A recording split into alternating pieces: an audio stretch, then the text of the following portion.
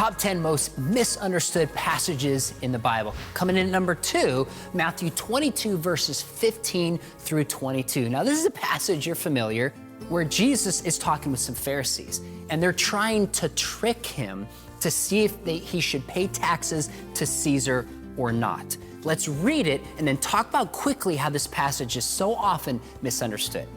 It says, "Tell us then what you think. Is it lawful to pay taxes to Caesar or not?"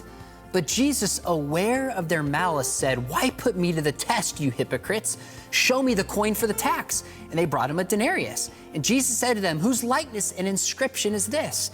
They said, "Caesar's." Then he said to them famously, "Therefore render to Caesar the things that are Caesar's, and to God the things that are God's."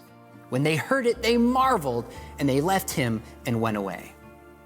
Often this passage is interpreted to say that Jesus is saying keep politics and keep religion separate. After all, the phrase is paying to Caesar the things that are Caesar's and to God the things that are God's. So in other words, keep out of politics any faith. And this has power for people because it seems like Jesus is indicating that.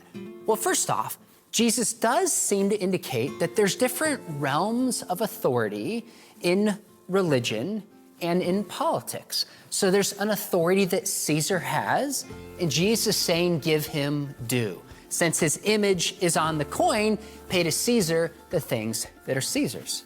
But this raises an interesting question many people don't ask.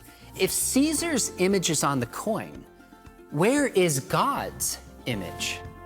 The answer is everywhere. In terms of everywhere human beings are, because humans are made in the image of God. So yes, there's a distinction between politics and between religion, but even in politics, every human being is made in the image of God. So Caesar has some authority, but this is under authority in heaven under God's realm.